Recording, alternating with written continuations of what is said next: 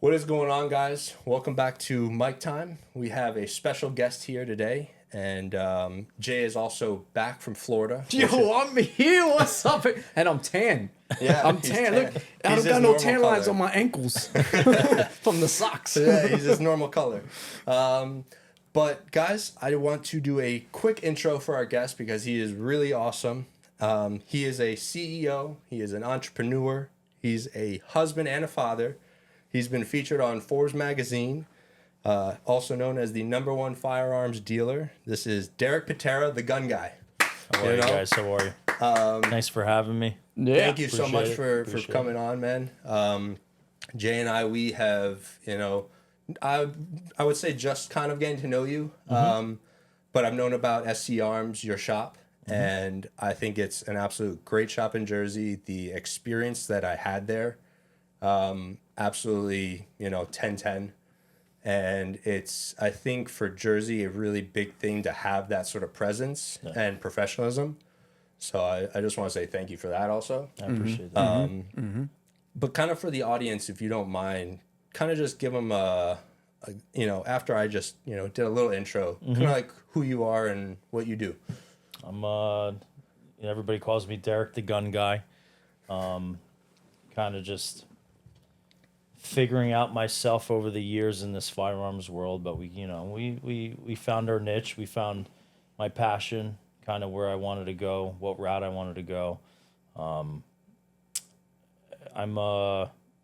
somebody that wants to help people in the firearms world here in New Jersey. Make it easy for them, the shopping experience, the vibes at the store, like everything of what I want to do with my life is in that store, pretty much. You know what I mean? Like, Yeah. Do you feel that that's your home away from home? Yeah, it is. It is. I love being at home. I wish I could spend more time at home, but I'm just so tied up because, this business blew up and I didn't expect it to blow up this big and this quick. But it's set me straight. It's set me right. And I kind of am figuring out business as I go because I was never a business person. Like I grew up being, hopping from 30 different jobs and driving tractor trailers and trying to figure out myself, like, what am I going to do? Where am I going to go? And, now I got this crazy business that's, bringing all this revenue and I'm trying to figure everything out by myself, like I have a good crew, but still, business expenses and taxes. You're running it. I'm doing the thing that everybody wants to do, like own a business. You know what I mean? Right. It's just.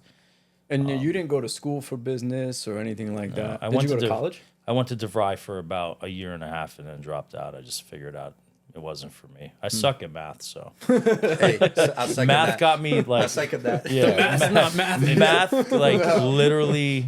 It just, that was like the nail in the coffin for me. I couldn't do it. Yeah. I was sitting there trying to learn, like I love computers, just trying to learn the whole stuff. And then they started bringing all these equations in and I'm like, yeah, I'm out. I can't do this. Simple math I'm cool with. Let me count money. But when 2 you start, plus 2, yeah, 5 maybe times some 5, I'm some good. times tables and all that. Where's But Chat yeah. GPT when you need yeah, it? those equations are not. Those that's too much for me. math's It's not too wild. much. But yeah,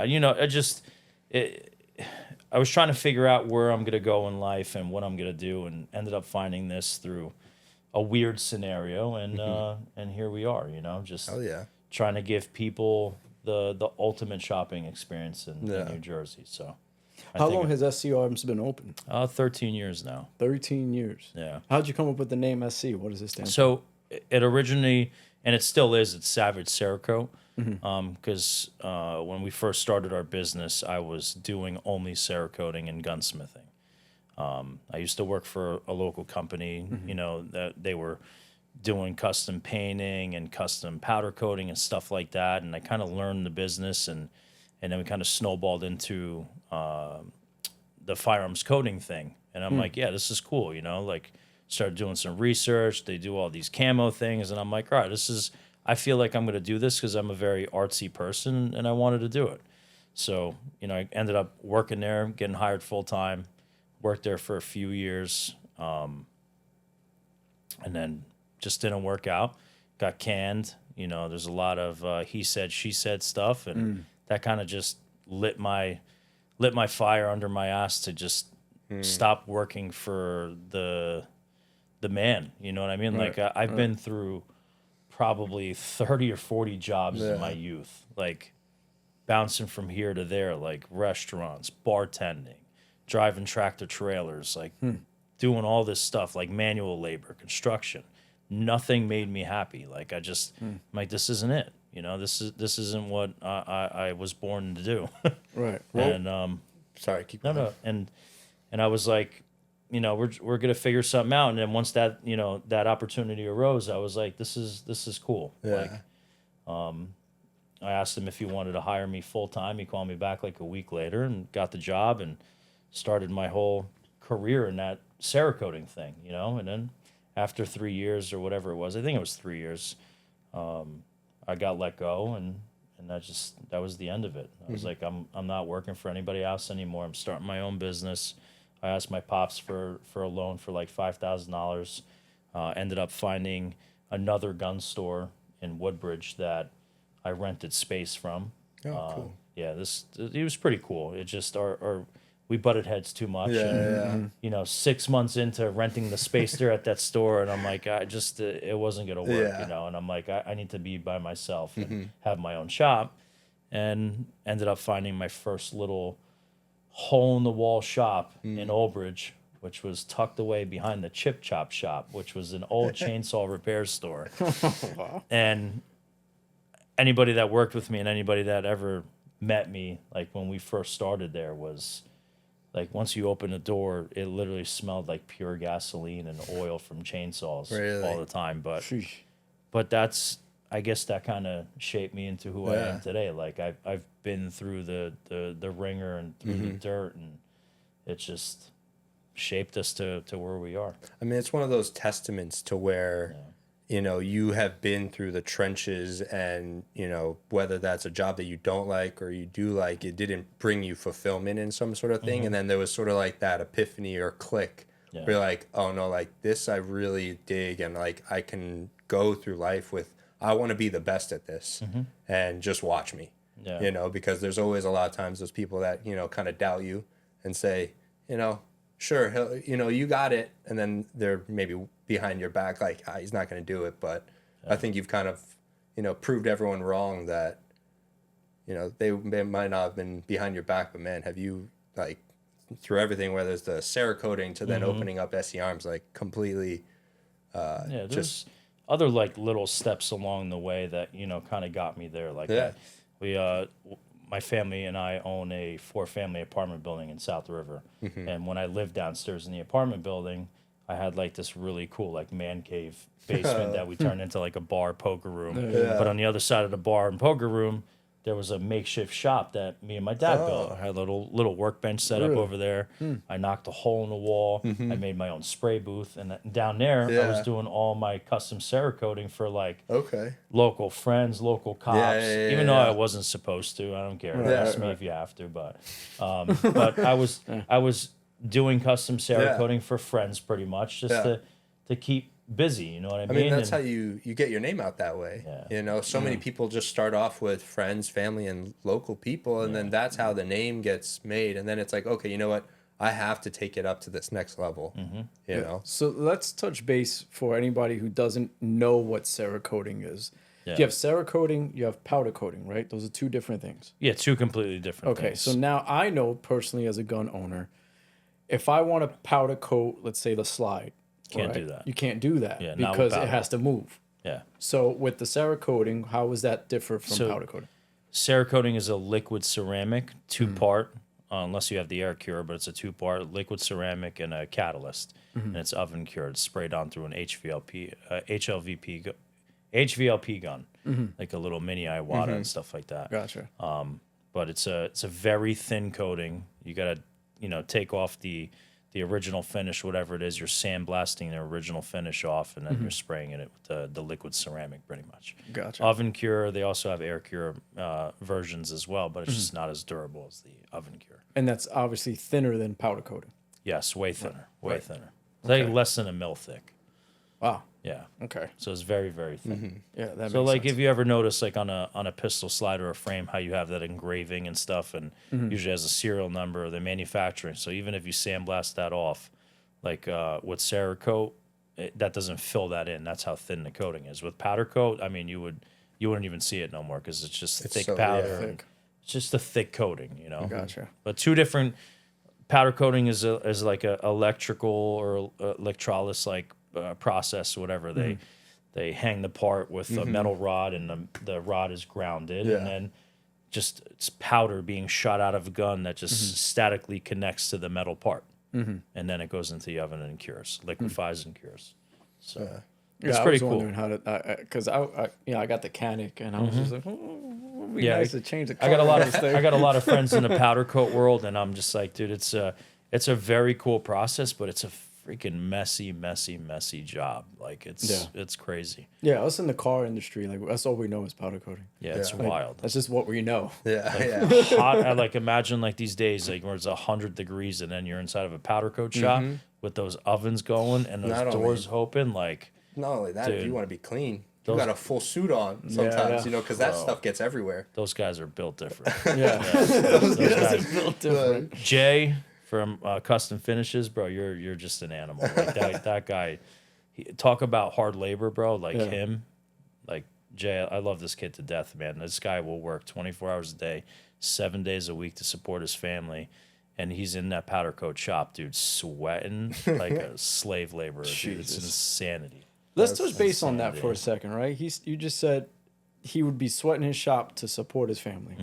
You're a family man, Yes. right? Yeah. You have how many kids do you have? I have a 2.5-year-old son, and I'm about to have a daughter September 7th. Oh, get out! congrats. Wow, congratulations, Thank you, man! thank you. Congrats on that. And you're married, obviously. Yes. How long you been married? 3 years now. Sorry, ladies. Yeah. 3 years now. 3 years now. Yeah. Awesome. And let's talk about. Well, first, how long have you both been together? About 7. 7 years, Yeah, right? So 7. you said SC Arms started 13 years ago. Yes. Has there been from the time that SC Arms has started to now, where you sat down and said, "Okay, I have this woman. This is before kids. I have this woman, and I need to do right by both of us and her."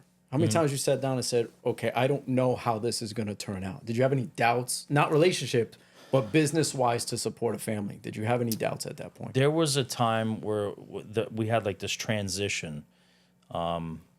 We just bought our first house, and I wasn't able to afford everything by myself, and I felt like really shitty, right? So my wife was like winging it. She's a nurse, and she's super smart, and I love her to death. You know what I mean? Like, so she was really kind of like holding me down, sort of say, until we were going through this like transition process. Because like, you know, I told her I needed a bigger store. You know, I need to invest some money into inventory and all this other stuff. So, and she understood that. She got us through this. You know what I mean? Right. And the next portion, like once I opened that next store, I like said to myself, like I'm not gonna allow my wife to pay for another bill. Like I don't want her to pay for another bill. Like I would just feel shitty. Like every time we go out somewhere to a restaurant or out to the mall or something like that, like I would never want my wife taking money out of her wallet to pay for something. Like I'm a man. I'm supposed to be. That's what a man's supposed to do. You're supposed to take care of your wife and your kids. You know what I mean? Like that's that drive that I had, and that's what kind of kept me going. Right. So you're very into the provider, supporter, protector. have right. to, That's 100%. what Yeah. we are, and unfortunately, that's starting to fade Yeah. as generations get older. One thing that I would tell everybody is that if you think relationships are 50-50, that's wrong. Relationships are not 50-50. Relationships are 100 and 100. And the reason being is he clearly just stated there was a point in time where he needed his wife to put in. So let's say he was putting in 80%, she had to put in the other 120, right? Because 100, that's 200%. Or if he was putting in 40, she had to put in 60 if you want to add it up to 100%. that's what partners do. They get each other's back. And even as a man, you never want your woman to have to put in more. That's just like, we don't want that, right? That's just teamwork. It's a team effort. But when you have that bond, that love, that support with your significant other, when you fall, they're there to pick you up. Yeah. Because when one falls, you both fall. But if you allow both of you to fall, then you'll never get back up. So there's always that mutual support between each other. So that right there was what I was wondering, if she helped pick you up. Yeah, I mean, she always does that. You know, there's days that I just get like completely overwhelmed, right? And I'm a high anxiety, high stress kind of guy. Yeah. I'm 110 miles an hour all the time. Like, and if I feel like I can't accomplish something, like I just let it eat me up a lot of the times, you know? So you have to have that support system. You have to have that caring wife that is going to see that, is going to understand that, and is going to help you through that. You know, like, so I hats off to my wife. I mean, she's like literally, she's probably the best thing that's ever happened to me. That's awesome. Yeah, Man. That's she awesome. she keeps me going. She gave me my beautiful child. I can't wait for my daughter to get here because I'm gonna buy more guns, and protect that beautiful daughter when she gets here. You know what I mean? So exactly. but she's given me the life that I never ever thought I was gonna have. How'd you guys meet? We met at Porta. Down in Asbury Park. Oh, Porta, this bar. Uh-huh.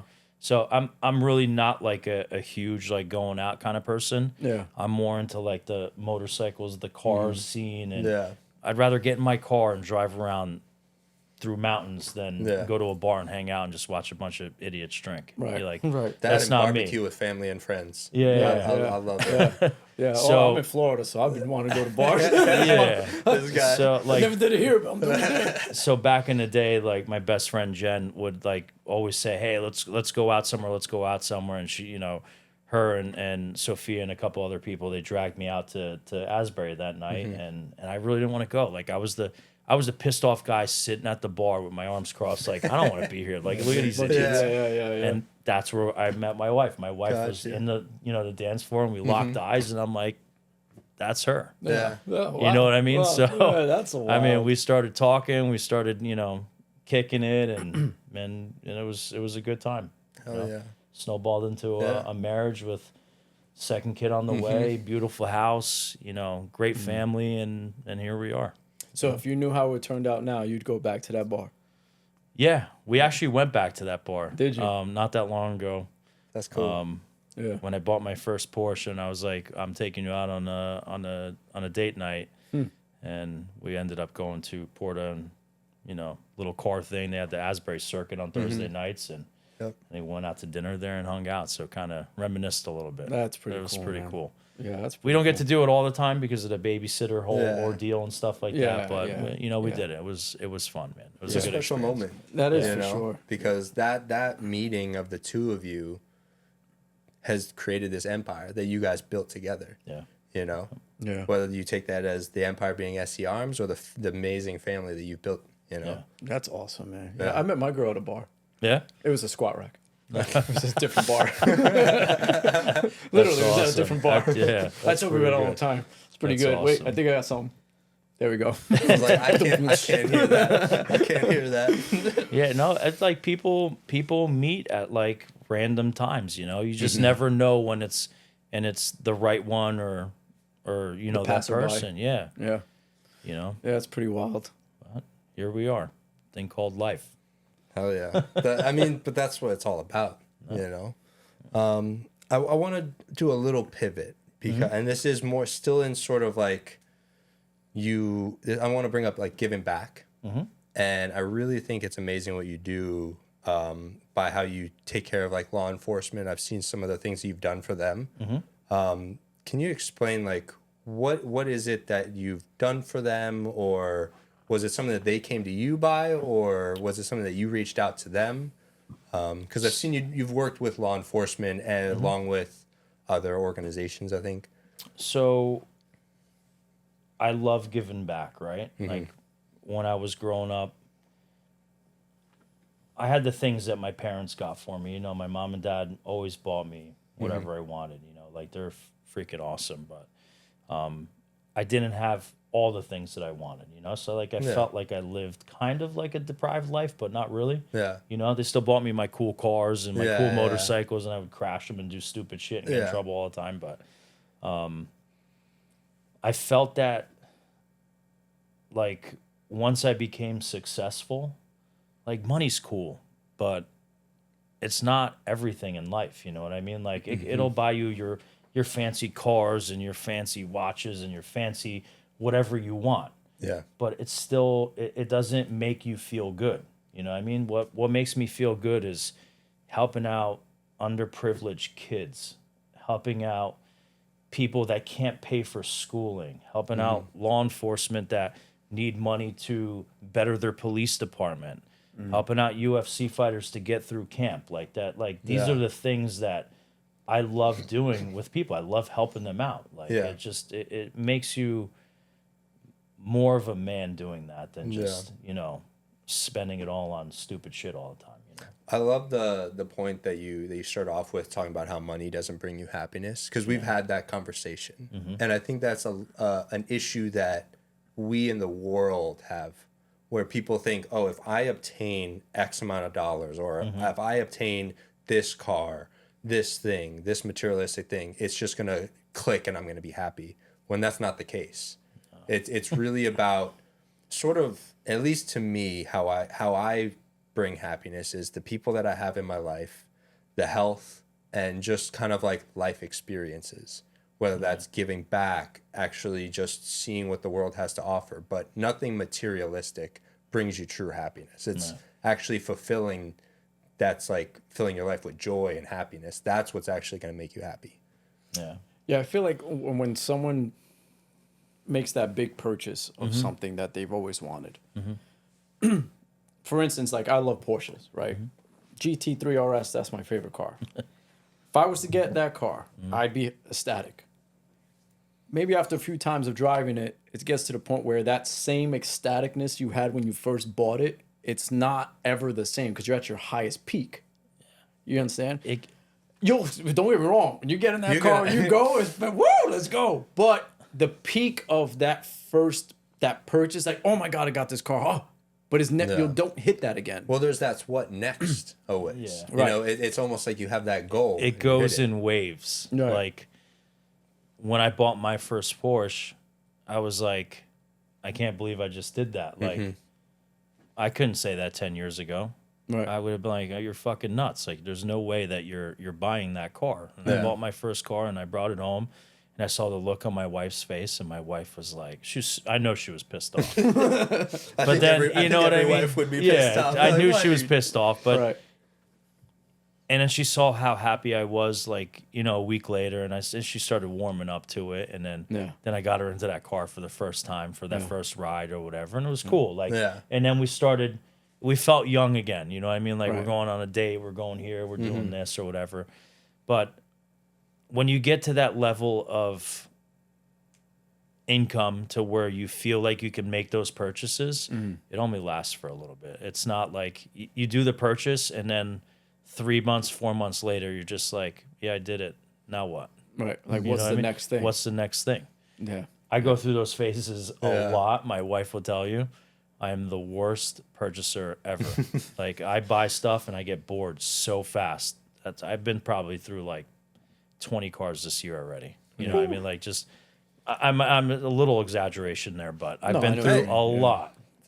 We get it. Yeah. But you know what I find? I find the thrill more exciting than the money. Like, saying that I'm going to get a car or get a truck or something like that. I find it, I get it, I'll fix it up, but my niche is I'll only do it if I know I'm going to flip it for more money. That's my niche. in the end, there's also a business aspect to that. Exactly. So if everybody had that mindset, like, if you're going to buy something not just for the sake of you saying that you wanted just to buy it, I'm buying it now because I know that I'm going to flip it down the road for more money and reinvest that money into something else. You know? So it's almost like the chase. It is. Right? And that's the thing about a lot of people. A lot of people love the chase. They get the thrill off of the chase. Exactly. And then once the chase is done, it's like, What else am I gonna chase? Yeah. So yeah, I get that 100%, right? And I said I wasn't gonna say 100% anymore, but I fucking said 100% anyways. All right, so let's touch base now on you were sponsoring a fighter. Mm-hmm. How did that come about? Who is this person? Did they reach out to you? Tell us a little bit more about that. So, I mean, I used to train, like I used to roll around and fight and jujitsu and all that stuff. I was in that world. You know what I mean? It was interesting to me. Like I wanted to do it. Like I was a big fighter in high school. Like I just wanted to fight everybody. I was just a very angry young kid. But getting into that department, you meet people, you get in the right room with the right person. You know what I mean? And then one person will kind of see that you're in business, you know, like for instance, younger fighters or, you know, people at the gym that want to get into the fight world and stuff like that. So I started sponsoring a lot of like the younger kids that, you know, are growing into the UFC world, sort of say, right? CFFC is a great organization. Guy Rob that runs it. I mean, he's awesome. You know what I mean? He's kind of brought me and helped me with advertising there. And through that world, I've met so many kids, you know, and I'll follow their fight gyms and their fight camps and stuff like that, and see visually who I think is going to be really good or who's going to be something in their future. And I'm not saying that every kid can't be. Right. Every kid will be. You just, you know, they gotta take their right steps. But I pick certain kids that I want to work with. You know, and I follow them. I watch them. I see how they're doing. I see how they post on social media. I see how they handle themselves. Like, I'm not telling them that, but that's what I'm looking for. Like, I want to see what type of person you are, especially if I'm going to attach my business to it. Yeah, of course. I want to make sure that you're going to be the best example of yourself for other people or for other kids, you know, because these kids look up to people like that. So, you know, I started with smaller individuals, you know, not anybody big name, and then I started picking up kids like Luke Fernandez, and I sponsored Eric Nolan this one time, and Nick Galante, like all these kids from these local gyms or whatever. And then it kind of snowballs, you know what I mean? Then you start getting into the other fight world, and then these guys are training with other gyms that have UFC fighters in them, you know? CFFC got me into the UFC world. You know, I ended up meeting people like Sean Brady and Joe Pyfer and Jeremiah Wells, Rude Boy, like all these UFC fighters, you know what I mean? And my business kind of helps in a sense, you know, because they're into the gun stuff, you know, like they want to shoot, they love, it's a great sport, it's a great hobby or whatever to get into. And I love the fight world, and we kind of help each other out, you know? So, and these fighters, like not many people, everybody think that UFC fighters are just fucking gazillionaires. They're not. They're just normal people. You know, some of them have full-time jobs. You know what I mean? Some of them can't even afford a full-time job because they're training 24/7 to get that better UFC contract or a UFC contract. So they have to pay for food. They have to pay for transportation. They have to pay for, you know, their media guys to do videos and stuff like that. They have to be able to support their way through a fight camp.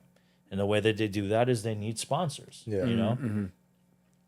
I love that, you know what I mean? And I'm very picky in the UFC world of who I sponsor. And, you know, I sponsor a few fighters right now, and, you know, and I'll always take care of them. And anybody else that comes on down the road, you know what I mean? I'll take care of them. It's freaking such an awesome organization. And there's one thing negative that I will say about UFC is like how they don't allow their fighters to be able to display their sponsors on their fight shorts because of their contracts. Oh, you know what I mean? And that's one thing I dislike about the UFC. And I'm not saying, and I understand contracts, I understand these major, you know, sponsors or whatever, like Monster Energy and all that stuff, but somewhere in their contract they just won't allow them to put it on their shorts because of the Venom contract, or you know what I mean? It's that's mainly just because they're worried about politics between companies, probably, right? I mean, that would be my guess. Dude, 90% of the UFC, they all shoot guns. Yeah. Dana White shoots guns. Yeah. Like, why are you hiding it? Just be yourself. Like, you're not afraid of talking about politics. Yeah. but why are you afraid of hiding guns? You know what I Yeah. mean? Like when 90% of the people that you hire that are your fighters shoot guns, like what's the problem? You know No, what I I've mean? seen that they have posted sometimes the sponsorships on the octagons, like or on the arms or on the padding. Yes. So have you ever thought about getting yours on something like that? Or If it wasn't stupid money, Yeah. it was. Yeah. It's like That I can't Like- imagine. we're gonna like okay, if you have the money to do it, like Mm-hmm. you think putting your logo on a UFC octagon is worth $600,000? absolutely not. No, not at all. Like you know what I mean? Like Yeah. You're better off getting a billboard at that point. if it's I don't know what his contracts are, but I know it's a lot of money. You know, I mean, like I asked somebody that did a sponsor that was connected to somebody that was a big name, and it was a crazy number, and I'm like if you have that money, it's a different story. If you have that money budgeted for marketing and stuff Yeah. like that, okay, maybe I could understand that. I'm not that guy. I'm a small Yeah. business, you know. And it also makes sense for companies, and I'm not saying SC Arms isn't global, but just for namesake, you said Monster, right? yeah, They can be bought all across the world. yeah, SC Arms is a local company, so that putting that much money, say in a mat in Las Vegas, that doesn't necessarily numbers mean sales for you. Yeah. Because not everyone from Vegas is going to fly to SC Arms. Now I Exactly. know they can buy from you online. yes, on my online website. You have an online website, but at the end of the day, it's not like, oh, I can just walk in after seeing, Monster on the mat to there. Because that's how it always is usually Yeah. with marketing. Now you just had an athlete compete recently. I think I had seen it on your story. Joe Pfeiffer. yeah, Joe Pfeiffer. Right. What a right, fight. So yeah, how did that fight go? Oh, He's that fight was much needed for him, and it was like I think it was a reality check for him. You know, that kid's story is phenomenal. I don't know if you know his story. I'd love to But- get him on here though. Oh, that'd dude, be cool. Yeah, his, both of you guys can definitely come on. he is. He's another reason why I love sponsoring UFC fighters, man. This guy's story, dude, it almost choked me up. Like his past, his childhood, so fucked up. Like parents, father beating him, like Yeah. abusing him, Yeah. all that stuff to the point that where he had to just basically run away from home, get his own place, figure it out. Right. Wow. Sleeping on park benches, like the Yeah. whole, Yeah. like just the down grit and like nasty, like think Philly, like Yeah. what do you think when you think of Philly? Homeless. Just homeless people, like Yeah. Sorry, Philly, but yeah. clean up I those mean, streets. like Pfeiffer was that kid on the street that just had nowhere to go and just trying to figure it out, and found somebody to take him under his wing and be that father figure and put him through, give him a place to stay, give him a place to eat, and help him with training and stuff like that. To You the see point that in where, movies. Yeah. dude, Yeah. his documentary, mind blowing. I'm shocked that like Netflix didn't pick it up yet. It's Really? mind blowing. Maybe But- we can't make that happen, but maybe it'll be. We're not that big. But We'll it's see. like- Piper, I'm going to do my best to try to Yeah. get you a deal. Hey, we But- give him a deal. Come here. Yeah. We got water. But seeing him come from nothing, get picked up by somebody under his wing, help this kid thrive and get through fighting and training and this, that, blah, blah, blah, right? So now he's building up his knowledge and his career. Ends up getting a chance to go on Dana White's Contender Series. And his first fight at Dana White Contender Series, he goes in the ring, fights the guy, and shatters his elbow. And that elbow thing could literally be career ending, right? Right. So all that build up, all that history from a kid growing to that special moment, and all out the window when your elbow just snaps in the ring, right? So what now? Yeah. Right. So this kid's going through surgery, heartache, pain, everything, knowing Yeah. everything you fought for literally got thrown out that window that night. Now he's Jesus. building his life back up, going through the surgeries, going back through more training or whatever, and gets called back for a second chance on Dana White Contender Series Sweet. again, Wow. and knocks this dude clear out. And that set a fire under his ass Yeah. that he's not going to be a nobody. I fucking love people like that because Yeah. you just see it in him. Like he's so focused on his goal. Yeah. He's so focused on his life. And I love being around people like that. Yeah. And then he ended up getting a contract for the UFC. Gets in there, knocks people out left and right. Hardest hitting dude in the UFC. He hits harder than Francis Ngannou. I saw the piece that Joe Rogan quickly talked about, and I was like, dude, Yeah. he's a monster. He's an Piper's a absolute monster. Yeah. He's an absolute maniac, right? And then there was a fight where he fought like a top 10 guy. You know, Piper's got 4 or 5 fights professionally in the UFC. That guy's got like 30. You know what I mean? yeah, So he's fighting a veteran in the UFC. It's going to be a learning curve. Nobody's perfect. You know what I'm saying? Like there's going to be moments where you're going to get knocked down and you're going to learn a lesson, Right. right? These aren't losses. These are called these are lessons, lessons. Exactly. right? That's And I think he has that beautiful. on his. I think he has that on his Instagram too. Good. It's like he has X amount of wins and 2 lessons. 2 lessons. Yeah, Right? I love Yeah. that. Which That's is so- which is yeah. fantastic. You know, I mean, so and these are eye openers for him. If you lose, you don't get your UFC contract. You don't get paid. You know what I mean? You have to win. You have to do whatever it takes to win. Right. And after that loss that he had, the internet would literally destroy him. They would, you know, commenting, saying stupid shit. Like it beats people down. You know what I mean? yeah. It does. Words hurt. Especially somebody that's been through so much. Not everybody knows that. Not everybody knows his story. They just see whatever they see it on TV or whatever. Not everybody knows this kid's story. Well, they think that he's just a UFC fighter. He's got money. He's got the Exactly. life. When they don't Exactly. realize all the shit that he's Exactly. worked to be in this moment, and then they're just gonna act that sort of way. Yeah. That's to me, that's low life scum who say that shit. But these are things that he built off of. And then he just, you know, I saw it in him when he lost that fight. I knew he was upset and I knew he was down, but I know deep down inside that he was literally figuring out his next step and what he's gonna do and what he's gonna brush up on.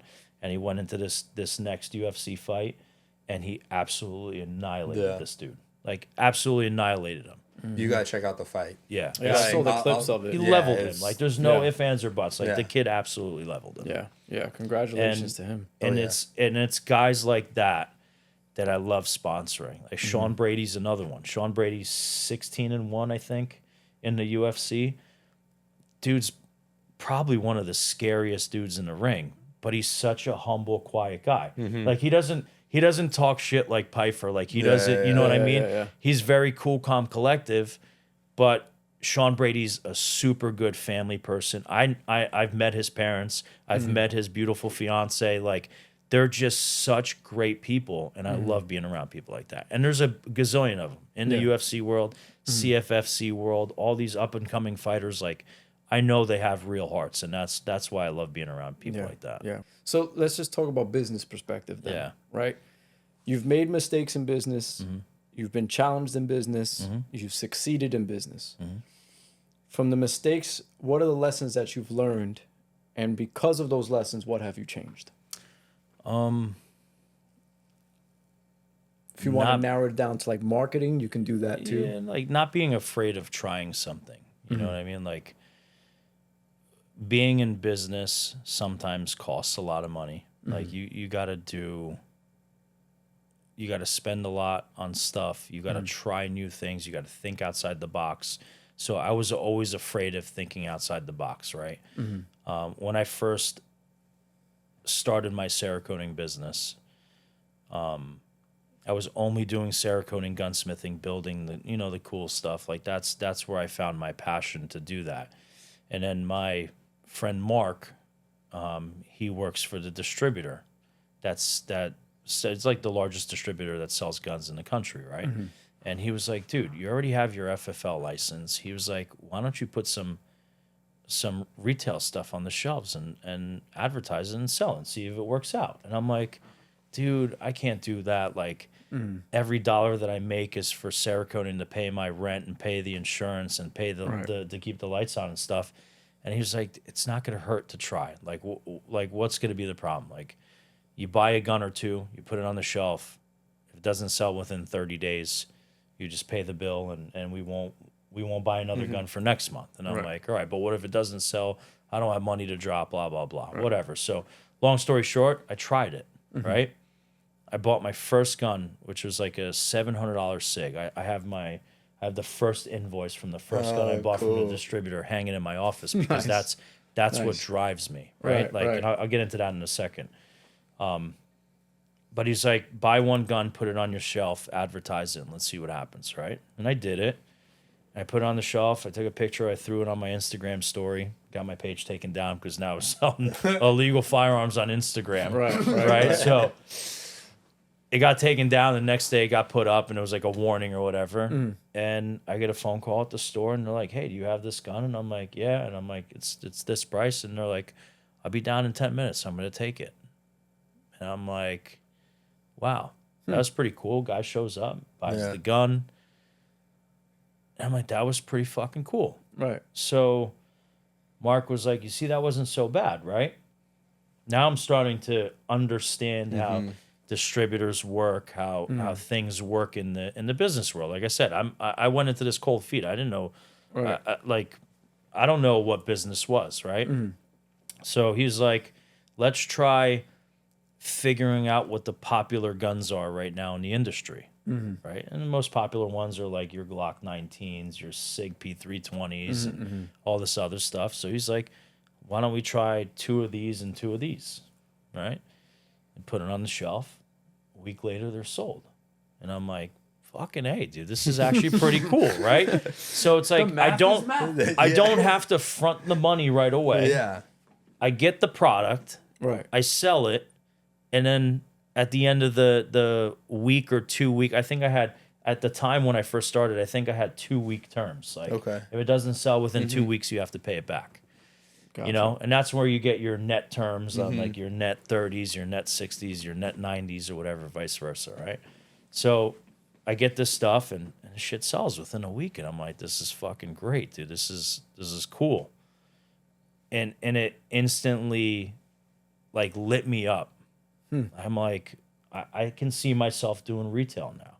So I started buying more guns. I started buying more accessories, more gear. And this shit just started snowballing.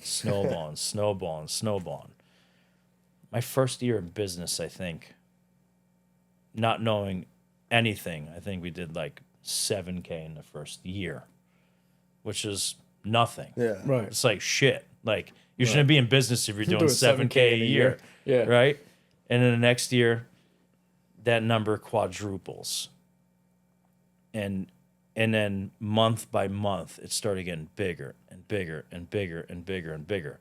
To the point, like, I think our 4th year in or whatever, like, I think we're turning like $4 to $6 million a year now. Wow. And I'm like, I went from 7K a year to 4 to 6 a couple years later, and growing. Like every year, we just constantly grow.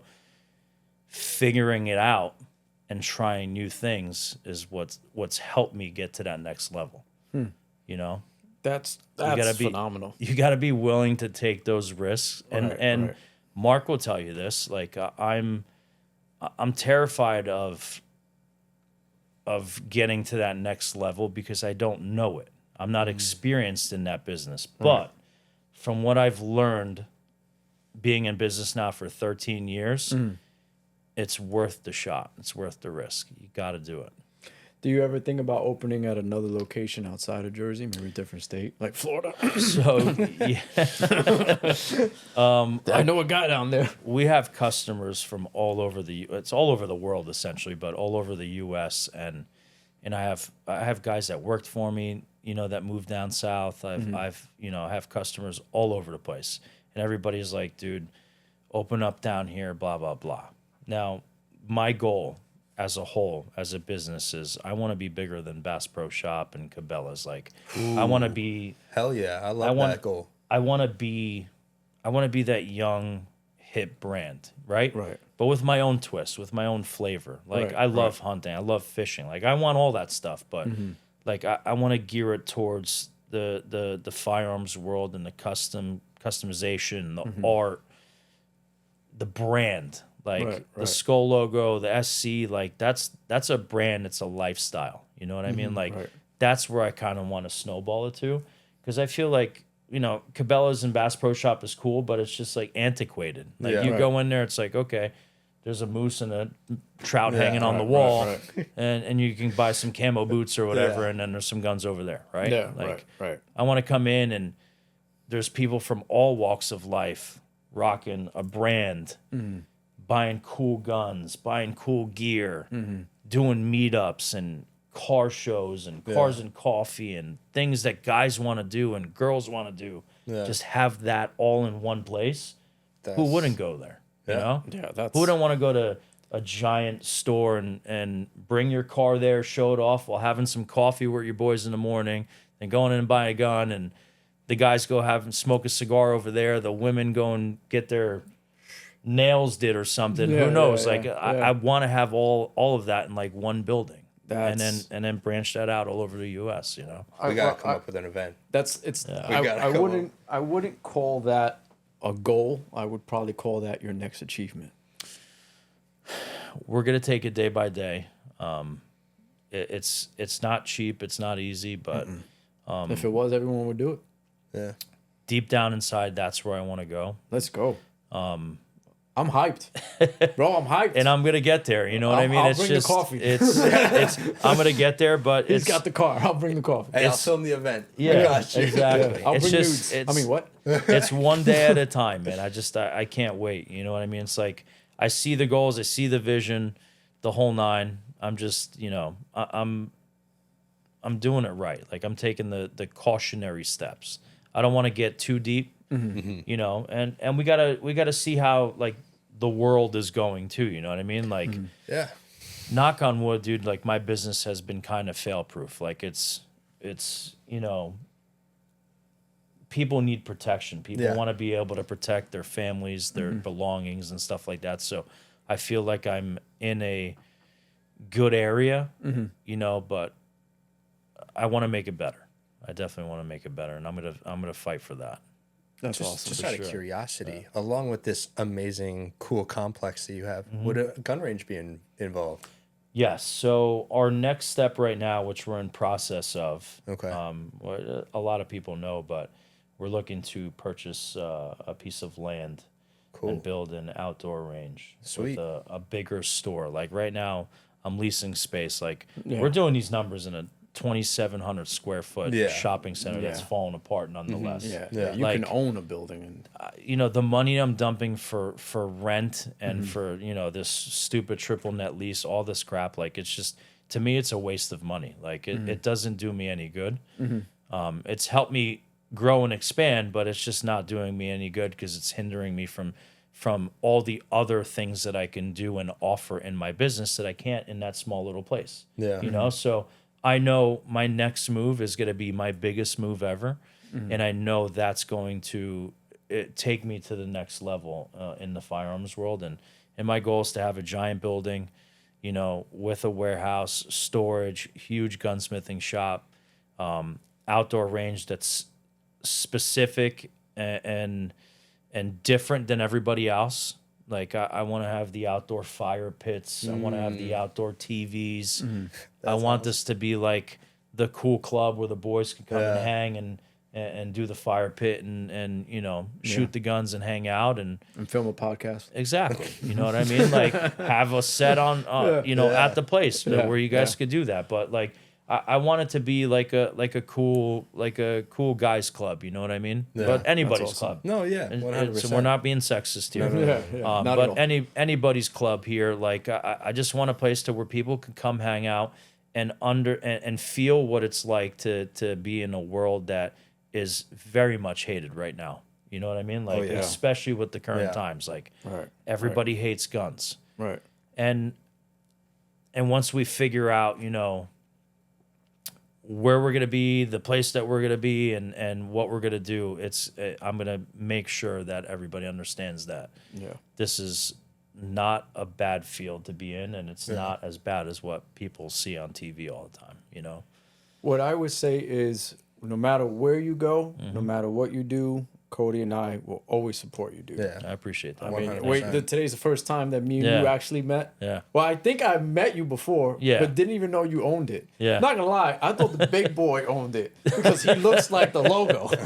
Yeah. So I was like, oh, he owned it. I used to have a way bigger beard. Yeah, and, so when I first met him, I was like, oh, he must own it because he looks yeah. like the logo. Well, there's two logos in my store. Like on the left side of my store, I have the skull logo that has hair. Right. And a lot of people didn't know that. Like when I owned my gun store, I actually opened up a barber shop right next door. Oh, cool. So I try to open businesses that have the letters, the initials SC in it. Yeah.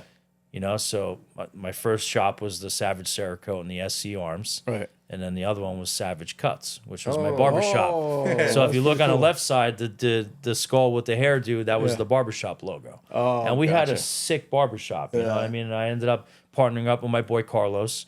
And then we opened the barbershop. But dude, barbershop, that's a whole nother realm that I don't recommend to anybody because it's the toughest industry to get to kind of like blow up and expand. It's really hard finding people to help you grow with, you know what I mean? Right. Because everybody just wants to open up a barbershop and do it themselves, but don't realize like how hard it is to find good barbers and find barbers that you could trust. Yeah, that makes perfect sense. Yeah.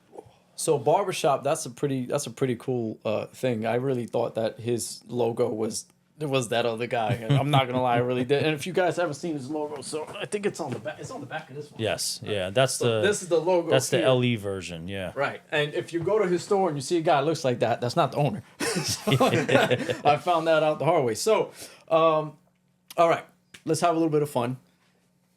Top 3 favorite pistols. We'll go with that. Top 3 favorite pistols right now. Of all time. Of all time. Of all time. The Walter PPK, because I'm a huge 007 buff. Really? Huge 007 buff. So Walter PPK is my probably number 1 of all time. Number 2 would be 1911s, and there's a million of them, but the 1911 platform, and my third top 3 handgun would probably be the SIG 226 single action Legion. Oh, Yeah. the Legion? Yeah, specifically the Legion. The Legion. Yeah, Right. that would be my top 3 handguns. They did a Legion for the P320, didn't they? Legion Yes, X? I think Legion it was series, called? they have a ton of. Yeah. Ton of them. Yeah, but specifically the 226 single action only Legion, probably my modern day handgun. That would be my number 1, but top 3. Those 3 guns for sure. Gotcha. Yeah. So now my next question. This is one of my favorite guns right now. The Canic, Yeah. right? The TTI Canic. TTI The Combat. Terran Tactical. Yeah, the new one. What do you think about it? Great gun. Canic has blown up in this world so fast. You know, they made a inexpensive gun. Inexpensive gun. That fly really wanted him. Yeah.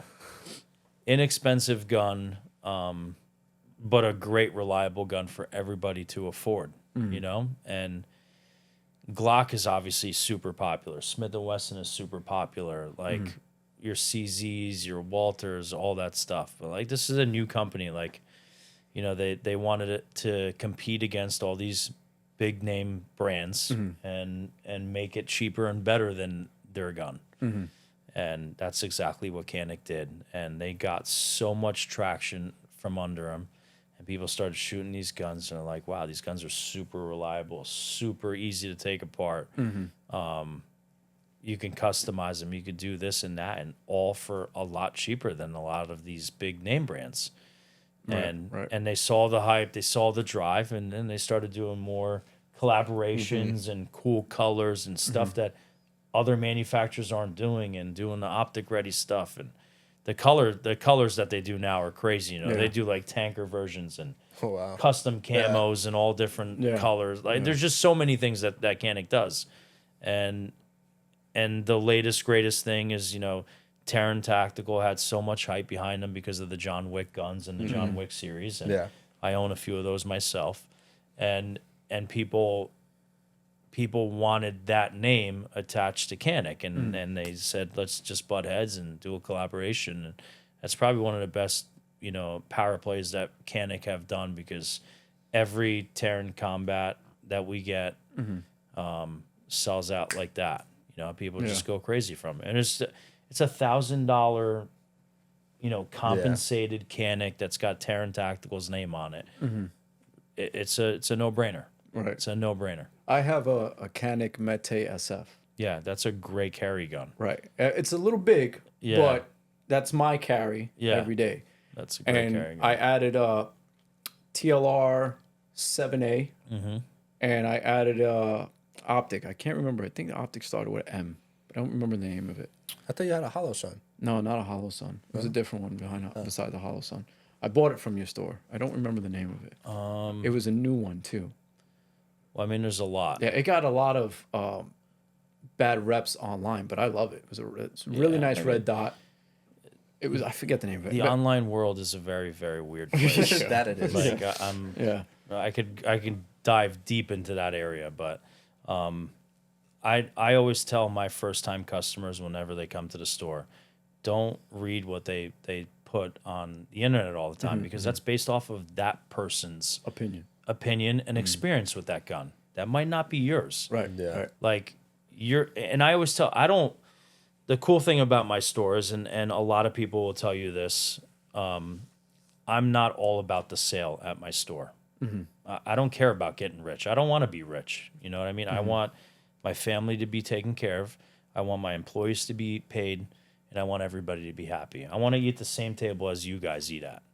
I don't want to eat with all the big wigs. I don't care about that shit. Right. It's cool, but it's not me.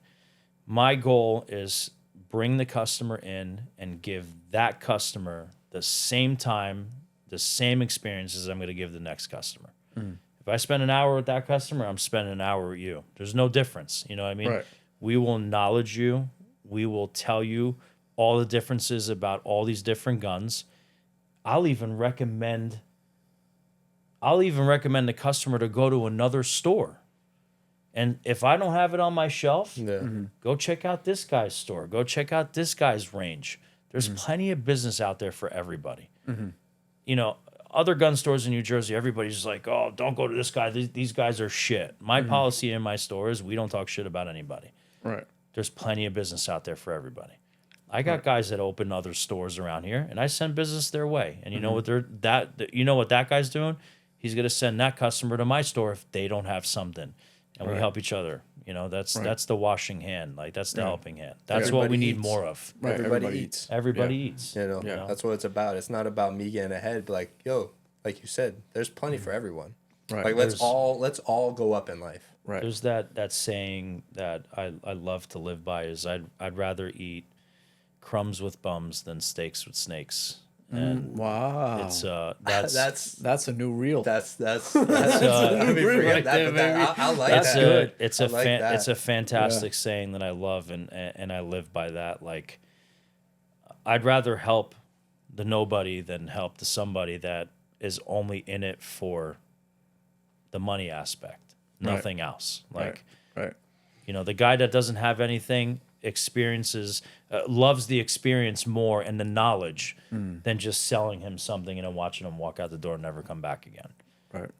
That's what we're about, and that's what I'm about. Like, that's my core value, is just help the customer, explain everything to him, and give him the option, not just sell it to him because it's on my shelf. That's not where we're about. I'd rather you do your research, go to my friend's range down south or in Monroe or in Manalapan or whatever. There's so many ranges around us. I'd rather you go there and rent some guns first and see what you're going to be comfortable with before you make that purchase, and then come back and see me if you feel comfortable enough still. Right.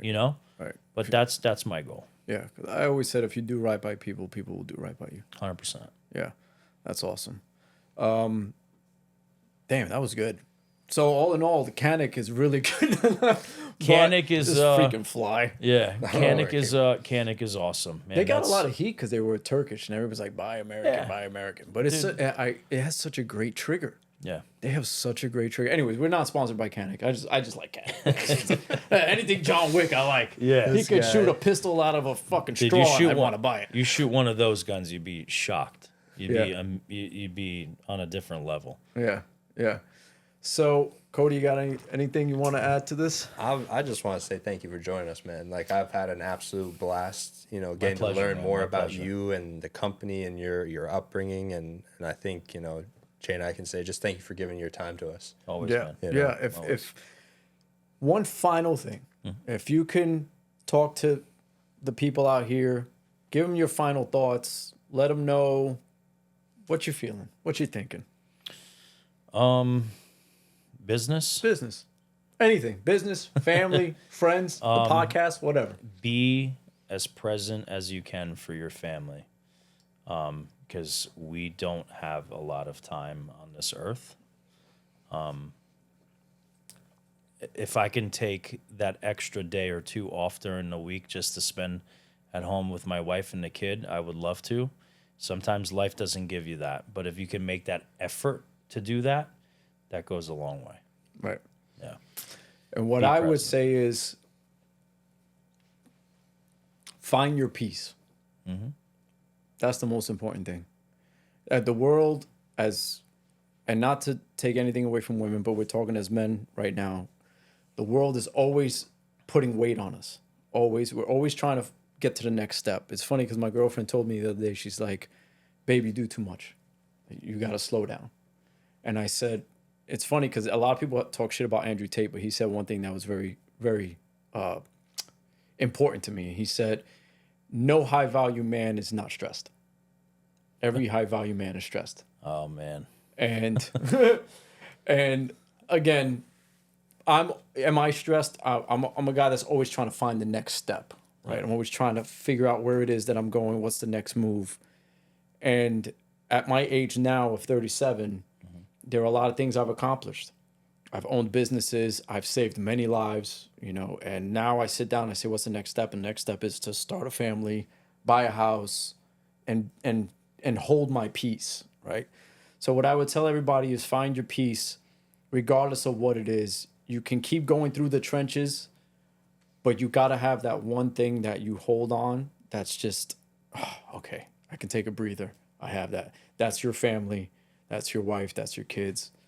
So find your peace and just take care of it. Protect it and do right by everybody. And everybody will do right by you. It's good. Right? Solid. Solid. Yeah. Core So- values, man. Everybody needs those core values. Yeah. But time is key. You Yeah. got to have time. If you don't have the time, make the time. Because we don't have a lot of time here on this earth, like I said, you know, but you have to make time for yourself. And even when you're going into talking about how you need to do stuff for yourself, men need personal time to themselves too. We get hit with so much shit on a daily basis. And it may be good, it may be bad, you know, but you have to have time to sit down, reflect, strategize, think of your next move, even if it's taking a ride with your buddies in your car, you know, going for a motorcycle ride, going to have a cigar or something like that. Men need their time. And I'm not, you know, I'm not saying women don't need their time too. Women absolutely need their times. Mothers are special human beings. Kids are a handful. They will drive you nuts. My wife tells me that every day. You know what I mean? So, and I know they need their time too, but it's got to be an equal thing, you know, but we need time. Yeah. Time is your most valuable asset. 100%. And it's the only asset you have that it depreciates every single second. Yep. So thank you, man, for joining. I appreciate you guys the for having me. conversation Seriously. Thank you. was awesome. I'm mind blown. I'm about to go get my firearms dealer license. Start selling fucking 9mm bullets Yeah. in my house. So, You need this one. Oh, yeah. My name's engraved on it. But it was like business, like in general, and the outside world doesn't see it. Like, and I'm gonna explain the COVID times for that exact window so people understand business. It's not easy. It's expensive. It takes time. It takes balls. It takes skill. COVID time, right? Like if you weren't making money during COVID, there's something wrong with you. Now, what you do with that money when you made it is a different thing. But I'm gonna explain to you our COVID scenario and how the outside world looks at you for it. So during COVID, everything went through the roof. Prices for everything, commodities, food, cars, property, everything went up through the roof, right? Ammo went through the roof, right? So right now, like I remember when I first started shooting, a 1,000-round case of ammo, 9mm, was like $110. Do you remember that? I was not into guns at that point. I was buying cases at like $110, $120. That sounds a amazing, 1,000-round case, which is awesome. That sounds amazing. I would do that all day long right now, right? Everybody would. Yeah. Right now, current times, they could range from $250 to $350, whenever you work, whatever the case may be. During COVID, shortages were a real thing. People were stocking up on fucking toilet paper and hand sanitizer and selling it for 14 times the amount. That's a scumbag move. Like that's absurd. But prices of things went up because it was super hard to get. The supply chain was down. There's nothing available, right? So I'm a business person, right? I'm not in the business to break even. I need to make money. I need to support my family, support my employees, be able to take care of myself, right? So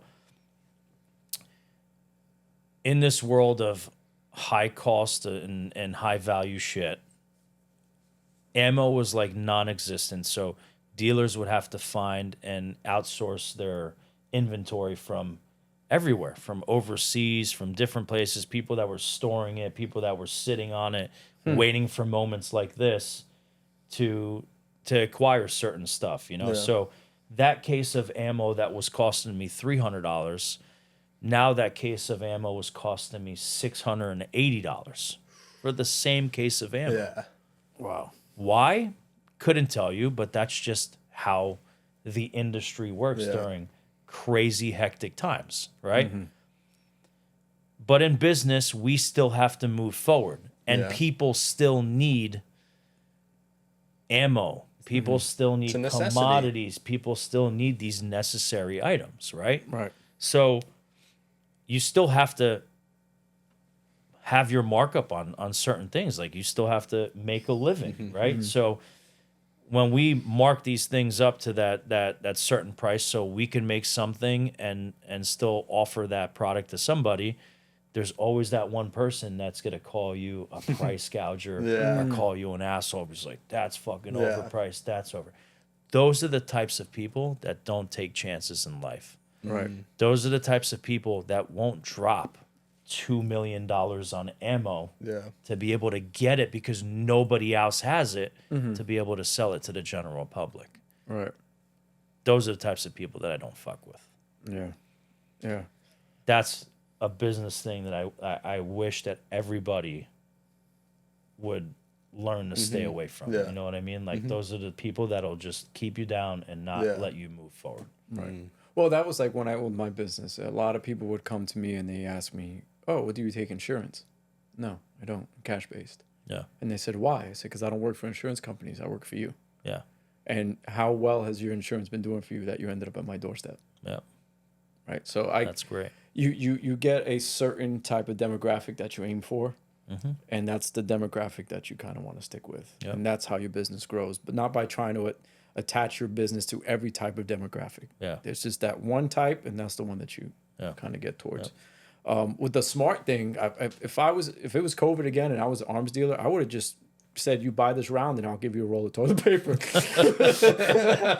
Dude, Think about it. Get this box of 50, you get a roll of Scott. the shit that people did during COVID is just absolutely mind blowing. Like, you got to meet some of the most shadiest people in the world during COVID. You know what I mean? Like, and the shit that they were doing. People's true colors really came out during COVID. Like, and there was things that I could have sold for 100 times more than what I got it for, and I still wouldn't do that because I stuck to my core values. Just like, you have to price out to make a living, but you don't have to price gouge, and you don't have to bonk these people over their heads just because the industry or the world is calling for it. You know what I mean? Like, if it still costs you your normal cost, put your normal markup on it, sell it, and that customer will always keep coming back. Yeah. So when people saw that during COVID, that my prices didn't skyrocket through the roof, and saw the things that I did for people during COVID too. So Governor Murphy at one point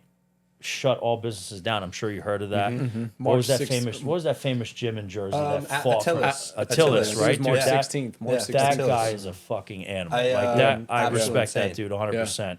Like, that's a guy that said, I'm not shutting my doors down because some fucking governor tells me that I shut my doors down.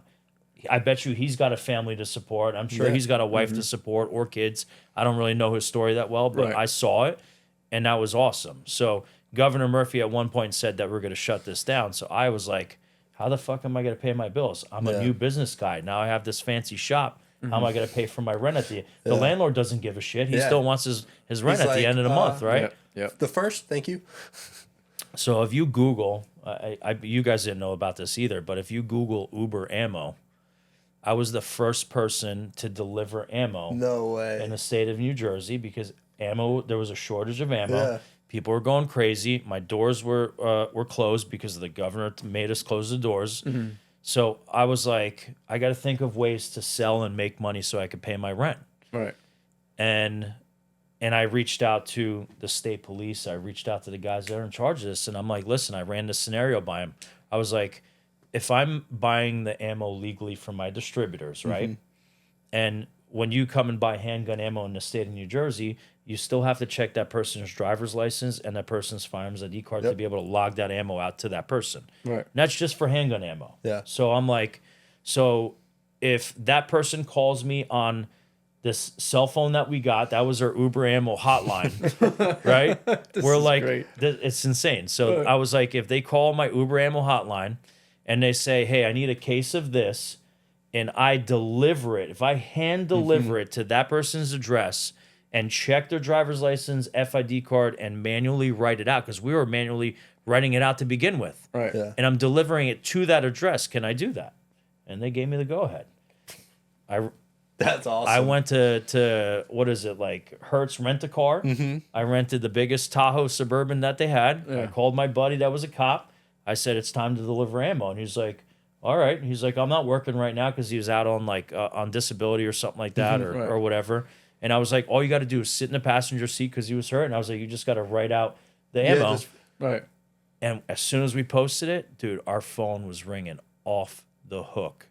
I was driving North Jersey, South Jersey, all over New Jersey, back and forth, delivering cases of ammo. That's so sick. Just so I could pay my rent and pay my employees. Wow. That's one of those things where we say pressure makes diamonds. You know, you were in this mode where it was like, hey, we gotta figure something out. And then there you go.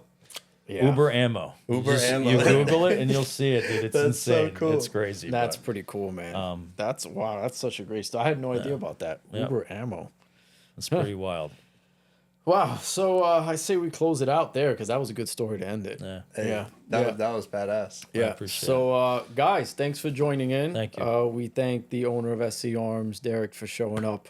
Oh yeah. This was probably maybe my favorite episode that we've done so far.